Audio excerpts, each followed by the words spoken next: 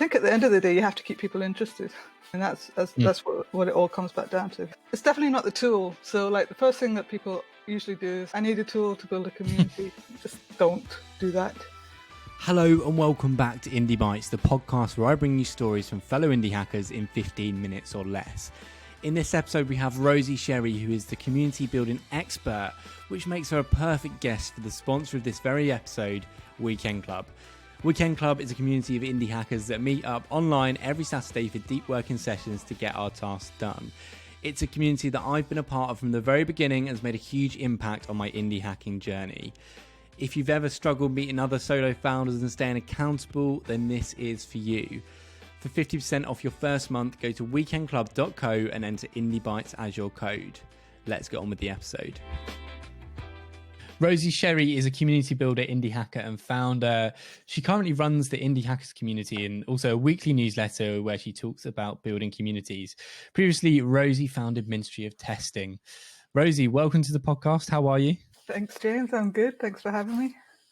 Talk me through how you got into indie hacking and building businesses, and what was your first business you started? I started Ministry of Testing, let's say, as a side project in 2007.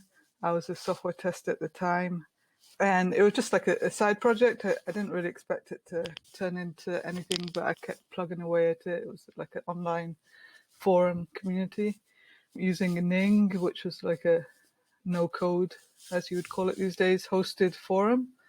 And I just kept working at it, and like after 3 years, it was just like, I guess, the best place for software testers to hang out. Yeah. So you said you started in 2007 and went full time in 2010. So yeah. How did you start to generate revenue for those 3 years? And was it, I suppose it wasn't really a quick thing to get to the point where you could leave your job. How slow was it, and how did you persevere with pushing through the community? Yeah, I didn't really have a job at the time, to be honest. Like, I was helping my husband with some stuff, and I tried starting a co-working space as well, which took up a lot of my time and never made me any money. But 2010 was like the turning point for me, where I had gained enough traction on the project. But I was a tester since 2000. So I knew the market. I'd spent 3 years building a community.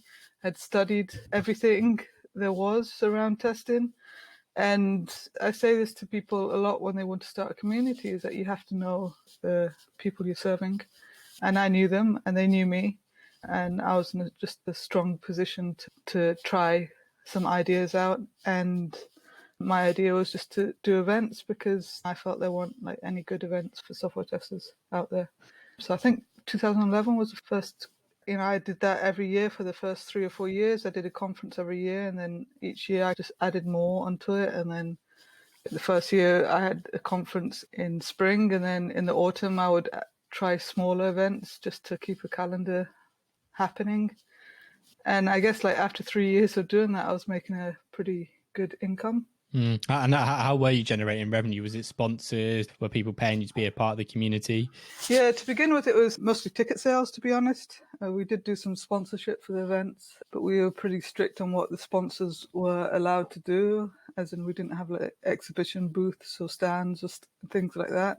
We didn't want that to be the vibe of the events. And as a consequence, not many people wanted to sponsor. I was willing to sacrifice the money for the positive experience of the community. So yeah, ticket sales, a bit of sponsorship. And then I guess around 2013, 2014, I made a fair bit of money just from advertising a bit on the website and doing some email sponsorship of a newsletter that I had started. And that did quite well for a while. And I guess I did that before most people were doing it. I was a bit ahead of the game, and I managed to reap the rewards of that, I guess. And how much money is Ministry of Testing earning now, 13 years on from starting it? 6 months ago, it was about, 1.4 million pounds. Now it's probably about half of that, because of, obviously, we did a lot of in real life events. We've been hit quite hard with that, but I think it'll be all right. We've shifted a lot more online. I spent a little bit of time recently just trying to help the CEO figure out the direction that the company needs to take. But apart from that, I'm not really involved. I stepped back almost 2 years ago now. Yeah. So since you step back from Ministry of Testing, you do a few things, one of which is helping Cortland or running the indie hackers community. What's it been like going from one side of it as a member of the community to running it? What sort of differences have you seen there? Yeah, in some aspects, to say what I like about Indie Hackers is that it was quite similar to Ministry of Test in the sense of the vibe, the culture, a very positive place, and people want to help each other out. Like, there's not a lot of negativity around the community. In other aspects, Ministry of Testing, it has to make money, so that's actually a huge effort to make money. It gets complicated, basically, trying to run a business with money. Indie Hackers doesn't have to do that. It doesn't make money. It's funded by Stripe. And yes, I really appreciate that because I've been on the other side of things and I know how difficult it can be and how much energy can go into launching projects and trying to make money. And there's none of that for Indie Hackers. So it's just really nice from a community building perspective is that I can focus right in on trying to do the best I can with kind of what I have rather than trying to focus in on making money targets. And from the other side, you see a lot of people posting stuff, some good, some not so good. What can indie hackers do to make the most out of indie hackers as a platform? What would you say they could do? Yeah, it's tough because some of the best posts are really self-promotional posts. Like Harry Dry has done really well from that. But the way he does them is really engaging and educational. Drew Riley does the same with Trends VC. His posts always get a lot of likes and upvotes and comments at the moment.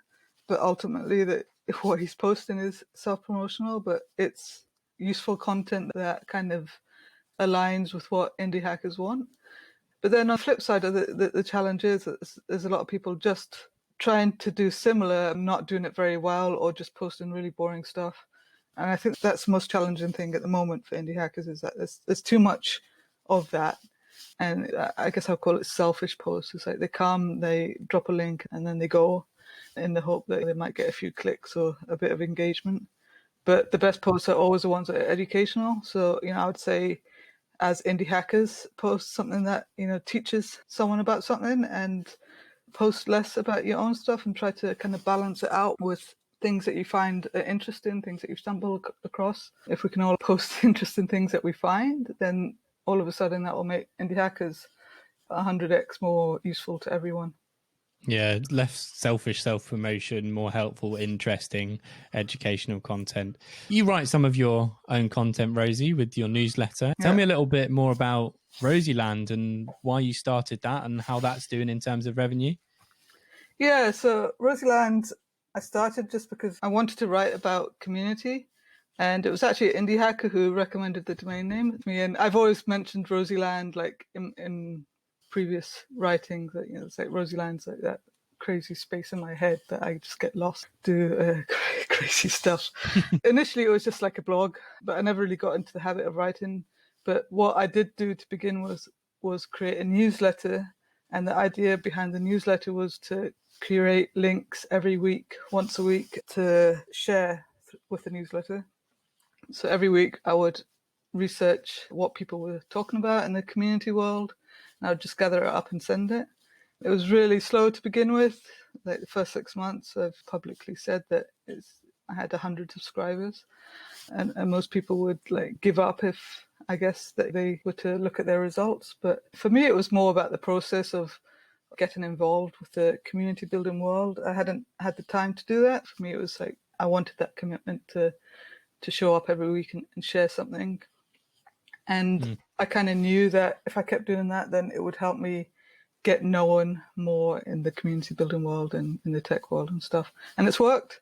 So like first 6 months, it was sucky. But after that, it just kept doubling every couple of months. And then a couple of months ago, I decided to make it paid and was frustrated because it's really hard managing the indie hacker community and not indie hacking myself. So I'd like look at what everyone was doing. And I was like, damn, I really want to be doing something and I'm not doing anything. And I've seen all these people do things. So I was like, oh, all right, I'm just going to do it. I want to write. I've been wanting to write properly for years. I've never done it. So if I go pay, then I'll have to write because people are paying me to write. And to be honest, I've written so much in my life. So I've shown up every week. I've written at least one article every week in addition to the curation newsletter that I've done. 10 days ago, I was at 10K annual recurring revenue, and I've just hit 15K annual recurring revenue. That's amazing. How many subscribers is that for? How many do you have?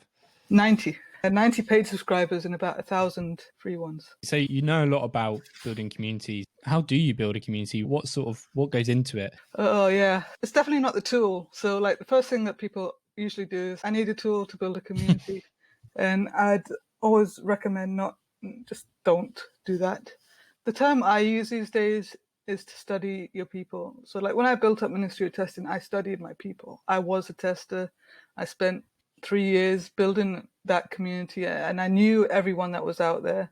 If you look at indie hackers as an example, Cortland studied the ecosystem. He was in tech himself. He had a good kind of indication of what people wanted, and people were wanting certain kind of stories of talking openly about businesses. If we look at Rosieland, I've basically spent the past 10 months studying my people by writing newsletters and connecting with people and joining little side communities to just really understand what people want. If you want to start a community, if that's the right thing, then you'll get a feeling of what the right thing is to do rather than just jumping into a tool straight away. And how do you cultivate community once you start to get members and build it? How do you keep it engaged and growing? It's a hard one. I think it's going to be different for everyone, and I think that's the hard thing is that people want answers for that kind of stuff, but there are no simple answers, and each community is different. Like Charlie Ward, he's got a very different community that shows up every Saturday doing kind of online co-working sessions. So the things that he'll need to do to make that happen is very different from what I need to do for Rosieland or what Monica needs to do for Blogging for Devs. It's completely different things, but I think at the end of the day, you have to keep people interested, and that's what it all comes back down to. If you can't keep people coming back and keep them interested, then you've got no chance at all to build anything. I wanted to quickly talk about something, get your views on something that my friend Christina rightfully brought up. What sort of advice would you give to female and indie hackers or bootstrappers, entrepreneurs trying to build their businesses, and also what can male indie hackers do to be more inclusive? Yeah, it's a tough one. I struggle. I've said on multiple occasions that me stepping up to do the indie hackers community filled me with a bit of fear because I was going to be surrounded by men most of the time, and I felt a bit inadequate. And to be honest, I really don't know what the answer is. For me, I just try to be myself, and I try to take pleasure in the way I do things. And I think I would ask men to step up and to take a step back and try not to be so dominant and in people's faces and stuff like that. But I'm not sure if that's the right advice either, because that brings them success and you can't deny anyone should have success. But definitely just, being more mindful about women and what we want and how we feel. But society definitely has a way of rewarding the loudest. And I think that's a bit unfortunate, but yeah, I don't know.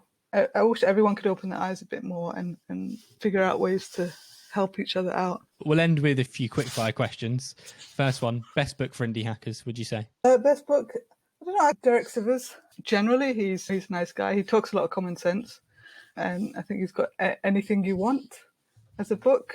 Yeah, Anything You Want. And I think indie hackers need to realize that actually building a business isn't that hard, and there's no set rules.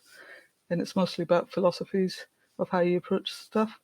Perfect. A favourite podcast? I used to listen to a few, but I only listen to indie hackers at the moment. So, yeah. One of my favourite out there. Cortland is exceptional at interviewing. Best female indie hacker to follow / who you're inspired by? Yeah, I struggle with this because I don't like signing up to the whole influencer must follow certain people. I like what Monica Lent is trying to do with Blogging for Devs. And I guess there's Christina P as well. She's trying to do some community stuff. Charlie Ward probably as well. I know he's not a woman, but he's, all these people that I'm mentioning are community people. But, he's trying to do something different and something new. So, it'd be cool if he could make it work for himself. Definitely. Fantastic way to end. Rosie, you've been amazing. Thank you so much for joining the podcast. No problem. Thank you for having me. Thank you so much for listening to this episode of Indie Bites. If you did enjoy this episode, I'd love you to share the episode with just one indie hacker that will find it useful. It does help the podcast grow. As always, you'll find links for everything discussed in the episode in the show notes. That's all from me. Enjoy the rest of your day.